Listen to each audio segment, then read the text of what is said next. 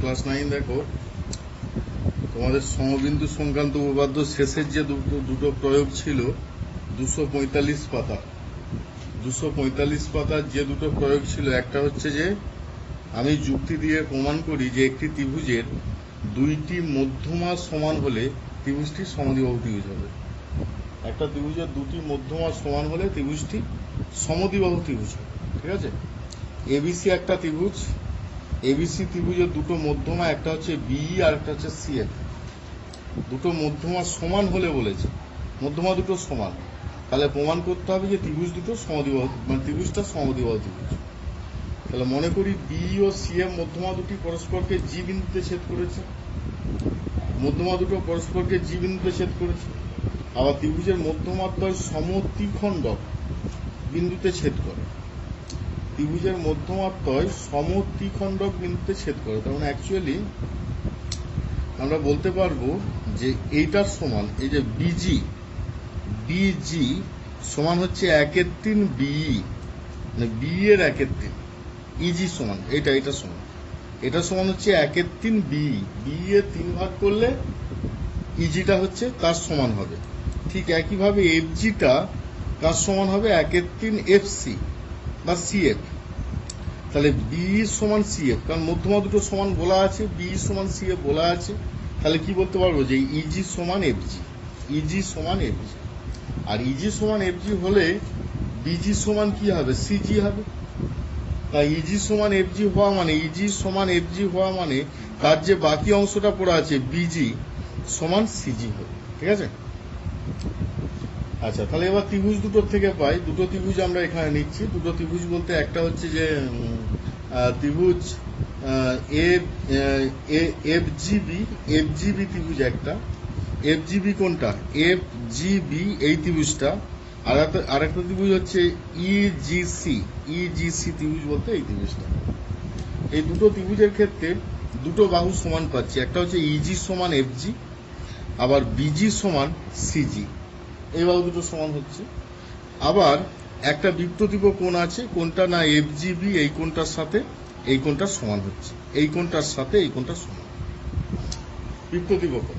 তাহলে দুটো ত্রিভুজ সর্বসম, ত্রিভুজ এফজিবি, এফজিবি সর্বসম ত্রিভুজ ইজিসি, এফজিবি সর্বসম ত্রিভুজ ইজিসি।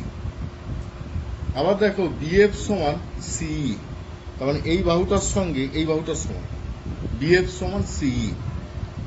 তাহলে বিএফ সমান সি হলে তাকে 2 দিয়ে গুণ করবো, 2 ইন্টু বিএফ সমান 2 ইন্টু সিই।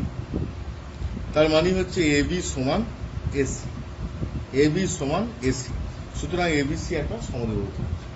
তাহলে এখানে কি প্রমাণ করা হলো না, একটা এবিসি ত্রিভুজ দেওয়া আছে, তার দুটো মধ্যমা আছে, একটা হচ্ছে বিই মধ্যমা আর একটা হচ্ছে সিএ মধ্যমা। দুটো মধ্যমা মানে দুটো মধ্যমা দুটো সমান বলা আছে, বি সমান সিএফ বলা আছে।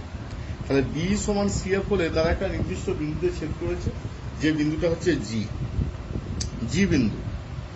আবার দেখো জি বিন্দুতে কি হয়, মধ্যমাত্ময় সমদ্বিখণ্ডক হয়, মানে মধ্যমারা যে বিন্দুতে ছেদ করে, আমরা জানি যে মধ্যমাত্ময় পরস্পরকে জি বিন্দুতে ছেদ করে এবং জি বিন্দুটা ভরকেন্দ্র হয় এবং ভরকেন্দ্রটা 1/3 মধ্যমা হয়।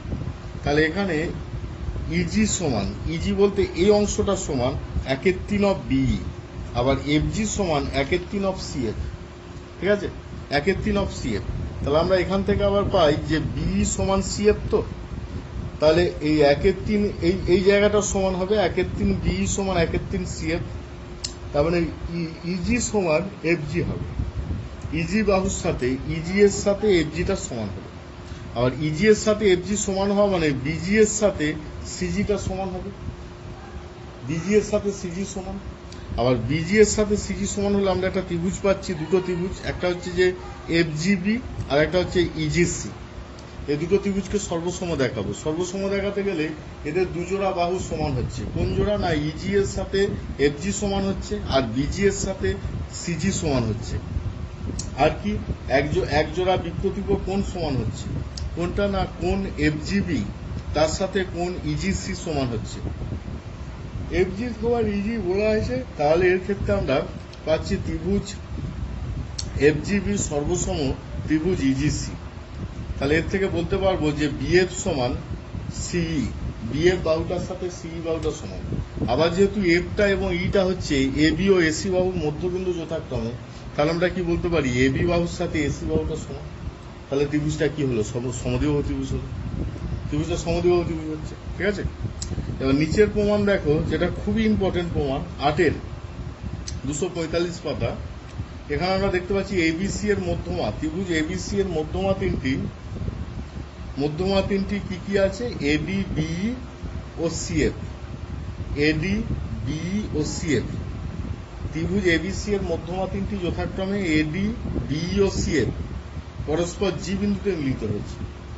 এরা পরস্পর জি বিন্দুতে মিলিত হয়েছে। প্রমাণ করতে হবে যে জিবিসি মানে এই ত্রিভুজটা, এই যে ত্রিভুজটা জিবিসি, এই ত্রিভুজটা 1/3 অফ এবিসি, মানে ত্রিভুজ, টোটাল ত্রিভুজটার 1/3 অংশ।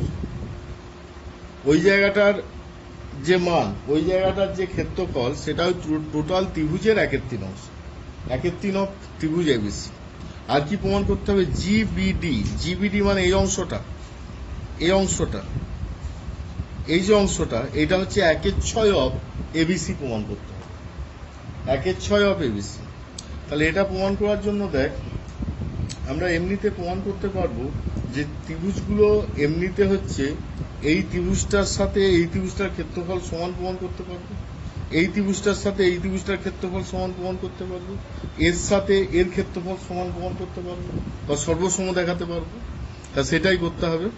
প্রথম কথা, এখানে দেখো ত্রিভুজ এবিসি এর মধ্যমা তিনটি দেওয়া আছে, বলে দিচ্ছি, মধ্যমা তিনটি দেওয়া আছে যারা জি বিন্দুতে ছেদ করেছে।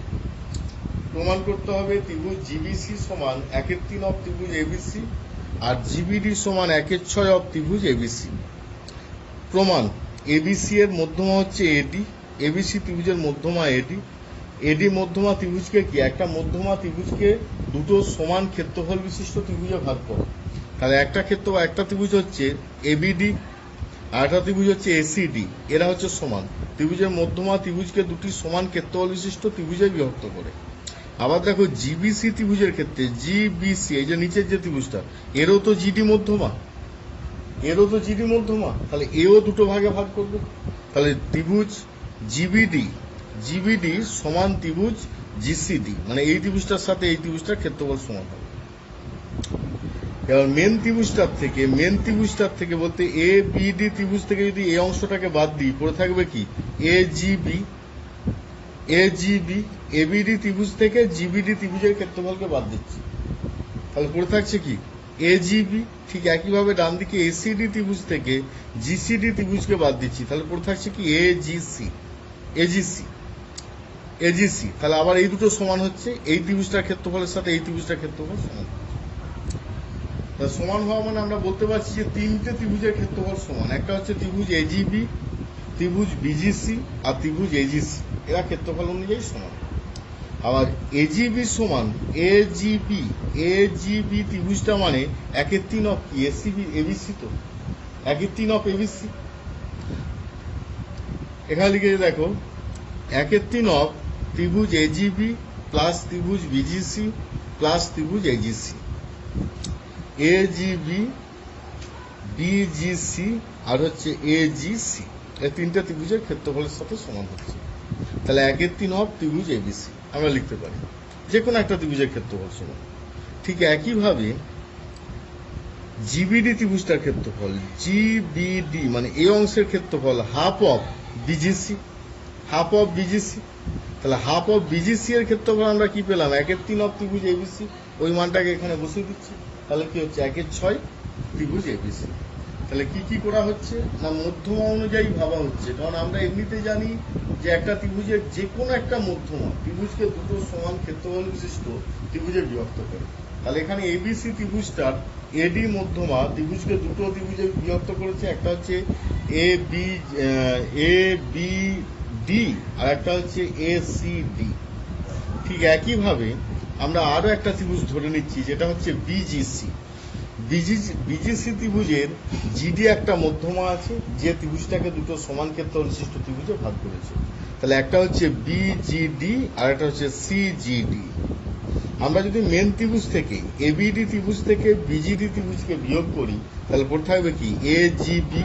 ঠিক একইভাবে এডিসি এসিডি ত্রিভুজ থেকে যদি আমরা ডিজিসি বা ডিসিজি ত্রিভুজকে বিয়োগ করি, জিসিডি ত্রিভুজকে বিয়োগ করি তাহলে পড়ে থাকবে কি এজিসি। তার তিনটে ত্রিভুজের ক্ষেত্রফল কি সমান হচ্ছে? কোন তিনটে? না এজিবি, বিজিসি আর হচ্ছে এজিসি, এই তিনটে ক্ষেত্রফল সমান হচ্ছে। আর এই তিনটে ক্ষেত্রফল সমান হওয়া মানে 1/3 ত্রিভুজ এবিসি।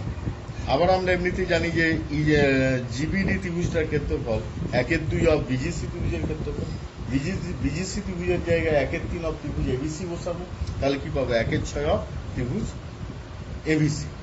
কারণ কি না, এই যে প্রমাণগুলো হলো, এই দুটো প্রমাণই কিন্তু আমাদের অঙ্ক করার ক্ষেত্রে কাজে লাগে। যে অনুশীলনীর যে অঙ্ক আছে সেগুলো করার সময় কাজে লাগে। আচ্ছা, পরের ক্লাসে অনুশীলনী করাবো।